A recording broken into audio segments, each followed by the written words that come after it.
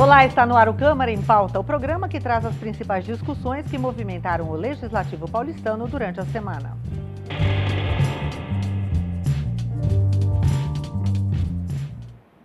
Projeto de lei do Executivo sobre a remissão de impostos do IPTU passou por segunda votação na sessão plenária desta quarta-feira, mas ficou pendente na votação do substitutivo proposto pelo governo. O projeto de lei propõe perdão dos tributos sobre imóveis referentes aos anos de 2015 a 2018. Dados recentes da Prefeitura apontam que 2,5% dos imóveis da cidade estão nessa situação, cerca de 91 mil imóveis. Com a aprovação da lei, a Prefeitura deixa de arrecadar 128 milhões de reais. Foi encerrada a segunda fase de discussão. Houve votação nominal, mas os vereadores não chegaram a um consenso. O substitutivo do governo incluía no projeto de lei a imunidade tributária aos templos religiosos e às respectivas áreas anexas. O substitutivo ficou pendente de votação. Era necessário um mínimo de 28 votos a favor ou contra, e o resultado final ficou em 27 votos favoráveis, 4 contrários e 7 abstenções.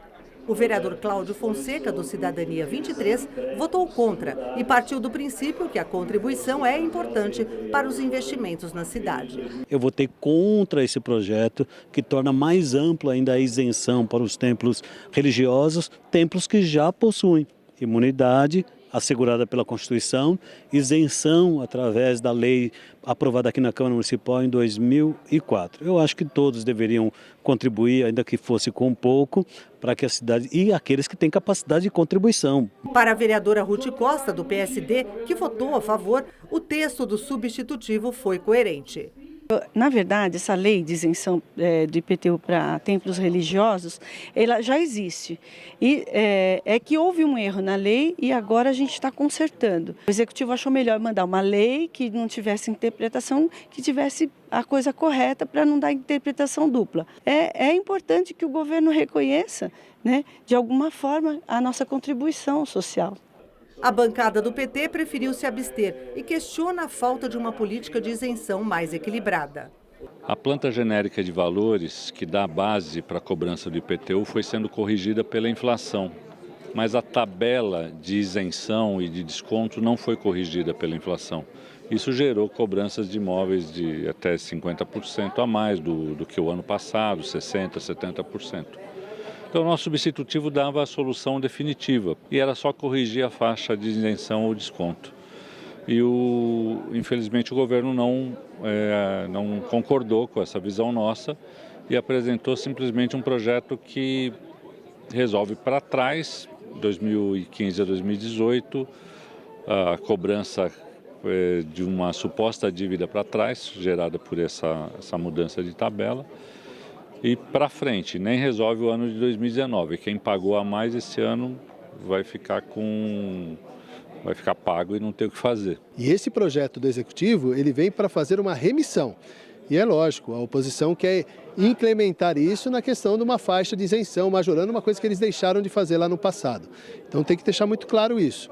O projeto tem uma finalidade, está se desvirtuando numa outra faixa, que é o reajuste dessas faixas de isenção, que pode vir a acontecer, não sei nessa gestão, mas em outras, porque a gente precisa fazer um equilíbrio da planta genérica de valores da cidade. E daqui para frente a gente também corrige naquela trava de 10%. Então aquilo que não foi feito na legislação passada, né? Na gestão passada a gente está corrigindo agora para que não aconteça o que aconteceu nesse ano de 2019. Acho que isso é importante frisar. A votação do substitutivo do governo deste projeto de lei sobre a remissão do IPTU ficou em aberto e poderá ser retomada nas próximas sessões.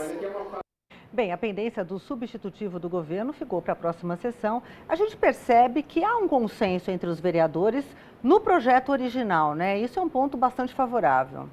Sem dúvida, Elis Marina, telespectadores da TV Câmara. Primeiro é preciso entender o processo legislativo. Por que não passou com 27? A Câmara tem 55 vereadores.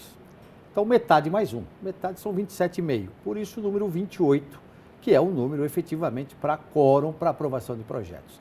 Então, por isso que não passou. Ficou com 27. Ficou faltando um voto para passar, para ser aprovado. A questão do substitutivo ela é interessante. Quando se fala em substitutivo, se fala em alteração de texto. E foi incluída essa questão que foi citada na matéria, dos templos religiosos. Então aí isso também, de uma certa forma, não teve aquele consenso que se esperava, uma vez que o projeto já tinha sido aprovado em primeira. Teoricamente seria aprovado em segunda. Não foi, mas você lembrou bem no final da matéria. Ainda a discussão continua. E eu ouvi uma entrevista do prefeito Bruno Covas dizendo que, se for o caso, tira o substitutivo. Então aí o projeto fica como passou em primeira. Então vamos aguardar, mas sem dúvida nenhuma são 91 mil imóveis. E as pessoas querem a remissão, estão aguardando isso. E a gente vai estar acompanhando. É uma situação que precisa resolver, né? Sim. E na reunião da Comissão de Finanças, os vereadores agendaram a primeira audiência pública para discutir a Lei de Diretrizes Orçamentárias. Dos 10 itens da pauta da Comissão de Finanças e Orçamento, 2 projetos de lei foram adiados. É que os vereadores vão apresentar substitutivos para aprimorar as iniciativas. Um dos projetos, de autoria do vereador Rinaldi de Gílio, do PRB, que dispõe sobre o uso isento de multas de ambulâncias em faixas exclusivas, terá substitutivo do vereador Paulo Frange. Ele explica que é importante fazer um texto que impeça fraudes. Criar uma regra clara para que todas as empresas de ambulâncias possam se adequar. O grande problema nosso é exatamente a ambulância que atende urgência e está a serviço da saúde e as outras que a gente chama de clandestinas, que não é pequeno o número, não é pequeno. São carros adaptados, não são veículos de ambulância, não estão atendendo urgência. Muitas vezes o motorista vai para casa almoçar em alta velocidade com a sirene ligada. O outro projeto adiado é de iniciativa do ex-vereador e atual deputado federal Davi Soares do DEM e responsabiliza alunos por atos de vandalismo na escola. A vereadora Soninha vai elaborar o substitutivo. Modificar o texto do projeto em vez de rejeitar o projeto. Claro, depois ele ainda precisa ir a votos em plenário. Já existe uma portaria da educação dizendo que existe uma mediação de conflito, tem de haver uma comissão de mediação de conflito dentro das escolas. A gente tem o próprio conselho de escola que trata desses problemas no ambiente escolar. E o projeto diz que quem vai aplicar a sanção é o diretor da escola. Então, assim, olha, já tem portaria tratando disso e não é o diretor quem tem que cuidar, é o conselho de escola.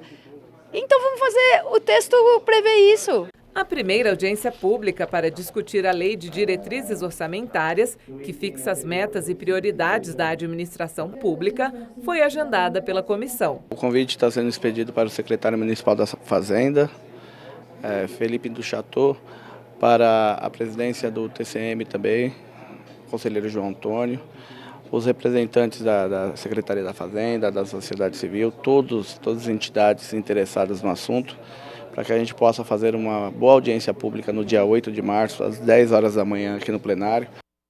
Bom, nós vimos na reportagem, agora começa a primeira etapa para decidir sobre o orçamento do ano que vem. E nós só estamos em abril, não é? Vai ter uma audiência pública que, aliás, é primordial nesse processo, que é bem trabalhoso, né? Sem dúvida, marcada para o dia 8 de maio, às 10 horas da manhã, aqui na Câmara Municipal de São Paulo. Veja como é interessante a questão do substitutivo. Você viu que nas duas primeiras matérias, né, nos dois primeiros fatos que a gente observou na matéria, tem arredondamento de texto aí, para deixar a matéria. Sem dúvida, como os vereadores querem. Por isso que é importante a participação dos vereadores. Arredondar, muitas vezes, o arredondamento do texto permite realmente que a lei saia mais clara e melhor para a população. A questão da LDO ela é fundamental. A LDO é a Lei de Diretrizes Orçamentárias. Primeiro semestre, se manda para a Câmara Municipal, a Prefeitura, a Lei de Diretrizes Orçamentárias. Quais são as prioridades, quais são as diretrizes a serem tomadas. Uma vez aprovada a LDO, vira o orçamento que é aprovado normalmente no final do ano, no segundo semestre. Então, é um trabalho que a Comissão de Finanças começa a fazer a partir de agora. As audiências públicas são fundamentais para as pessoas trazerem demandas, trazerem reivindicações, para que o orçamento consiga privilegiar tudo aquilo que se necessita numa cidade como São Paulo. Sem dúvida. A audiência pública realizada pela Comissão de Saúde, Trabalho e Mulher discute novas regras do uso do bilhete único. Na cidade de São Paulo, 1,5 milhão de pessoas possuem um bilhete único e cerca de 120 mil passageiros, segundo a SP Trans, fazem mais de 2 viagens por dia. hoje foi muito importante essas apresentações dos representantes da SP Trans, porque muitas dúvidas foram tiradas, né? Então a gente acredita sempre que nessas reuniões, nessas audiências públicas, é sempre para melhorar. Pelas novas regras em vigor, o trabalhador que usa o Vale Transporte só pode fazer até 2 viagens no período de 3 horas.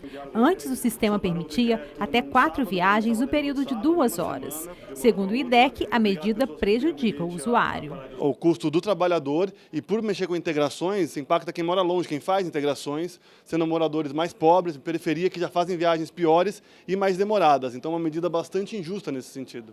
Além do representante do Instituto Brasileiro de Defesa do Consumidor, a comissão recebeu também representantes da SP Trans que ouviram as reclamações dos usuários do bilhete único. O bilhete único é um duro golpe, né, contra os trabalhadores, contra as pessoas que moram na periferia da cidade de São Paulo.